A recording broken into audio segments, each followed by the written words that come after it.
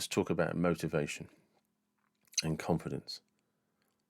Because in life, the people that appear to have the most motivation also appear to be the most confident. And it's very hard to understand how you can become that person. And I'm going to give you an immediate example now, because it's about when you get things wrong and failing. I've already recorded this, and I was really pleased with what I said. And then when I went to check on the file, I hadn't recorded it. I hadn't pressed start recording. So I'd done this great 10-minute speech about motivation and confidence, and I hadn't pressed the record button. So when I went back to have a look at it, it wasn't there. Now, the thing being is, when you don't have any confidence and you're not feeling motivated and you want motivation, it's things like that cripple you. You think you're a failure, and it has a stranglehold on you. You know, it's like somebody's got you in an armbar and you tap out before you've even started because you got something wrong.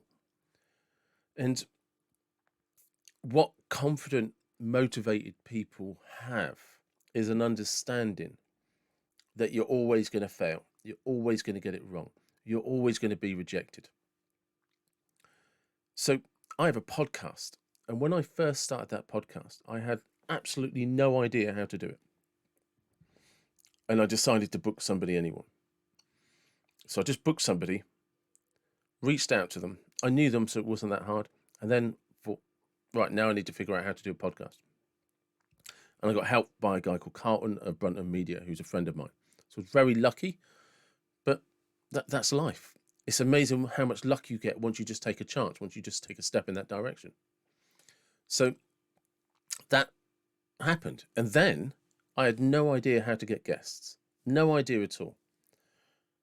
So I had to just start asking people who are on the podcast, if you know anybody that might enjoy this, could you please give us an introduction? That got me a hell of a lot of guests. I then had to just get comfortable with being uncomfortable, just talking to random people and just asking them about themselves, their lives, and what they do for a living. And just trusting the process that a conversation would happen. Now, I might come across as being really confident with this, but no, I just understand that the only way that I can stay motivated and be confident in myself is to take risks, to risk looking stupid, to risk the fear of rejection. So every time I have a podcast guest, I've probably reached out to 10 people, 8 of whom have either not replied or have replied, then looked into it and decided, no, that's not for me. I don't like your podcast enough to be on it. Or it doesn't inspire me enough to be interested. Now, obviously, they don't say it like that. But that's the crux of it. It's just like going up and asking a girl out. If they say no, they're basically like, no, man, there's nothing inspiring about you.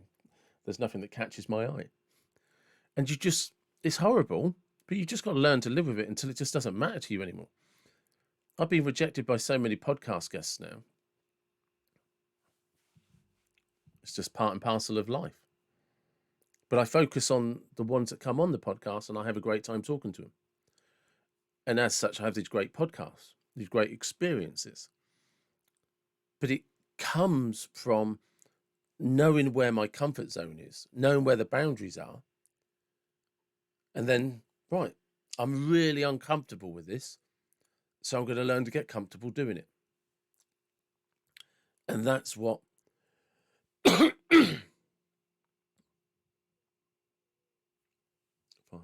4, 3, 2, 1.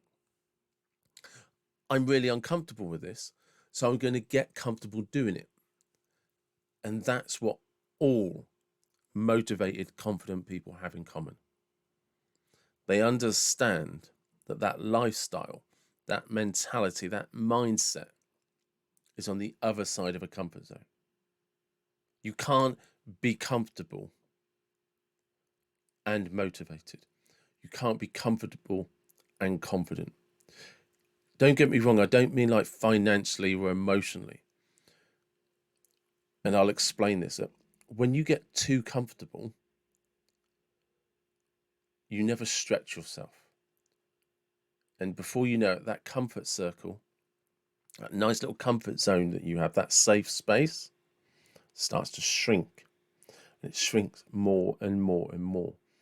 And being motivated and having confidence is like exercising a muscle. Doesn't matter how long you've exercised. Doesn't matter how much you can lift. The minute you stop turning up at the gym, that muscle starts to shrink. Once you take a rest, once you have a break, that muscle starts to shrink and gets smaller. It loses some of its strength, it loses its endurance, it loses its fitness. And with it, your whole body is no longer as fit, as strong, and can no longer endure what it once had. It no longer had the stamina for it. And that's motivation. That's confidence. The two are entwined. And when I started the podcast, there were people that laughed. There were people that thought it was funny. You get critics. And that's life. That is literally the definition of peer pressure. Peer pressure is there's a group of people and you decide to do something different and they all go, and they want to know what you're doing. Why are you not staying with the crowd? Why do you want to leave the flock, the herd? Why do you want to be independent? And this is why you hear high achievers, successful people talk about finding like-minded people, hanging around in the right circles. Because the haters, the naysayers, the non-achievers, they can pull you down all the time. They can pull you down and keep you in that pit, the depths of the despair that they live in, because that's where they're comfortable. They're comfortable shitting on the rest of the world. They're comfortable pulling everyone else down. They're comfortable being afraid of stepping out of their comfort zone. And when they see you start doing things, even if it doesn't interest them whatsoever, when they see you starting to do that, they're going to come after you. And it can petrify you. You can be scared shitless for a while. And then you get an epiphany. You get that moment, you're like, hang on a second. If your life is so grand, why are you noticing me? How have you noticed me? And why do you even care? Think about that. Think about that. Why do they even care? If you're doing something for you, for yourself, something that you enjoy, that's something that anyone else can just ignore, why do they even care about it? It's because they see you rising above them. They see you taking the steps to achieve your goals, and it makes them uncomfortable. You have now cast a light on their comfort zone, and they realize they're not who they think they are. They're not who they want to be. And they see that inner truth inside them, that they could be so much more, but they're just not prepared to take a chance, to risk failure, to risk being seen by others, to risk rejection. But if you look at everybody you admire, everybody that inspires you, everybody that motivates you, they just go after it. They just chase it. They know they're going to fail. They know it's not always going to work out. And they don't give a shit. Because once you get some confidence, once you get some motivation, you realize it's testing those boundaries, always putting yourself out there, that gives you confidence and feeds your motivation. The more confident you get in your ability to bounce back, the more confident you get in your ability to step up, the more confident you get in your ability to take chances, it motivates the fuck out of you. It motivates you to get off your ass and get out there every morning.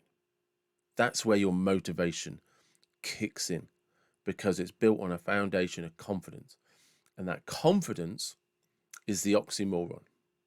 It's based on failing. It's based on not knowing how it's going to work out. It's based on people laughing at you, people rejecting you. It's based on everything you fear. Because it's a cliche. But once you stop, turn 180 degrees and face down that fear, you realize there's nothing to be afraid of other than fear itself. And once you take that step, it's like you walk through a magical door and the whole world changes. You literally realize the world is your oyster. And I'm sorry for the cliches, but I'm not sorry. It's there waiting for you. But it's one step just outside that comfort zone. And once you achieve that safe space has just got a little bit bigger. And then you start getting excited by it. And that excitement generates that motivation. And it comes from confidence. And the more you just keep taking little steps, like here's an analogy. You get somebody that wants to go mountain climbing or learn how to do the indoor climbing, but they're too afraid. And I get this with clients when I'm coaching. They're too afraid to step out of their front door and step through that person's front door. And on the other side of your front door is this imagination in your head that it's a big scary world and you're going to get fucked up.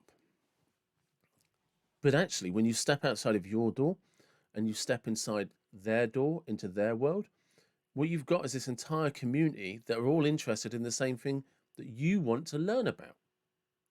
And once you turn up a few times, they're just going to embrace you because you're somebody that has something in common with them. You're a comrade in arms. You can inspire them because they will watch you learning. They will watch you getting better and they will be rooting for you. They'll be motivating you. They will want you to succeed. And you will, in a strange way, inspire them and motivate them. Because every time you get a little bit better and you do a bit better, they feel good about their input. They feel good about the environment that they're in. And you bring in a positivity that creates confidence because you're stretching your boundaries. Because they're going to see you lose grip. They're going to see you not make the jump. They're going to see you lose confidence. And they're going to see you pick yourself back up and take another chance, another risk. And they're going to be like, yes, go on. They're going to be rooting for you because that's what people do. If you think about it, in any environment you're in, you love somebody that picks themselves up and roots for you. Well, you're that person when you start stepping outside of your comfort zone. You go into those environments, whether it's the gym, mountain climbing, it just doesn't matter what it is. You go into someone else's circle of interest and they're going to embrace you. They're not going to reject you. But you have to leave your front door, the boundaries of your front door, and step into the boundaries of their front door. And in a nutshell, that's life. Confidence is all about taking steps to expand your comfort zone. So you never get too comfortable, because when you're comfortable, you stop searching, you stop becoming curious, and your comfort zone shrinks. And you need to look at the people who are always trying to do more, and you realize they get motivated from excitement of learning new things, of trying to do things differently, of trying to do things they've never done before, of always expanding their horizons, never believing in their limitations, never being afraid of the fear itself. And when you realize that, when you start to practice that confidence, it just builds bigger and bigger foundations for you to stand on. And that pedestal that we are all on in our own little way is a solid base. That plinth is indestructible. And from that comes huge confidence, massive confidence. And it feeds into the motivation. And you become motivated to want to try new things. You become motivated to push yourself harder. You become motivated to believe in yourself. And that is how motivation and confidence are entwined. And once you practice it, and once you try it, you'll never take a step back in life. And no matter what life throws at you, you're always going to be okay.